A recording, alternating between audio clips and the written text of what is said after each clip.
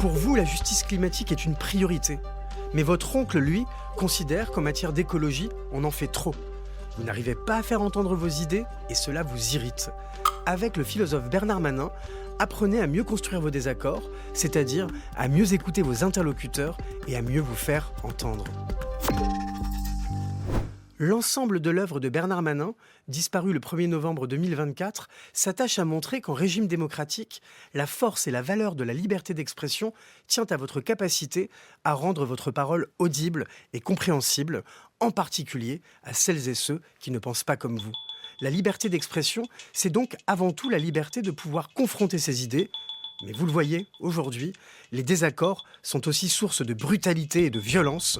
Ceux qui usent de discours violents sont souvent ceux qui dénoncent le soi-disant politiquement correct ou encore la morale dite bien pensante pour revendiquer une parole débridée et sans filtre, un verbe tranchant et musclé et pour rejeter celles et ceux qui ne pensent pas comme eux.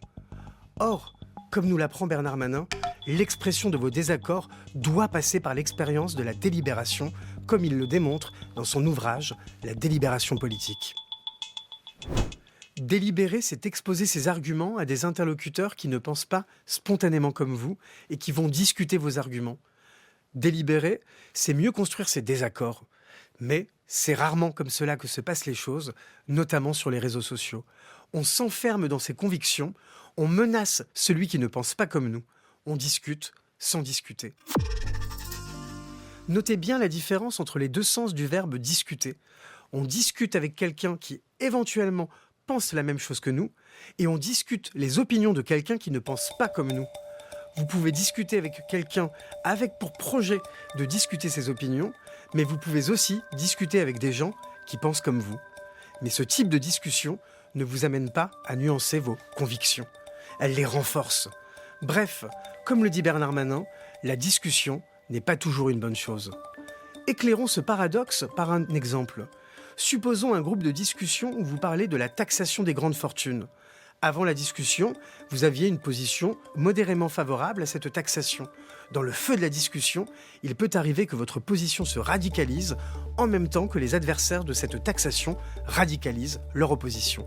Bref, la discussion n'a pas rapproché les points de vue, elle les a éloignés.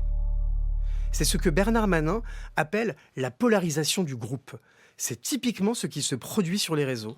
Internet, par la logique des algorithmes, favorise les filtres, ces mécanismes par lesquels nous ne recevons que des informations qui vont dans le sens de nos croyances et de nos préjugés. Vous avez forcément raison, puisque les articles que vous lisez, les vidéos que vous regardez vont dans votre sens. Or, la recherche de la vérité et du juste nécessite de retrouver le véritable sens de la discussion avec celles et ceux qui ne pensent pas comme vous. Alors, plutôt que de chercher à avoir raison à tout prix, cherchez plutôt les raisons qui pourraient vous convaincre que vous vous trompez en vous rendant attentif aux arguments de l'autre et en construisant mieux vos désaccords.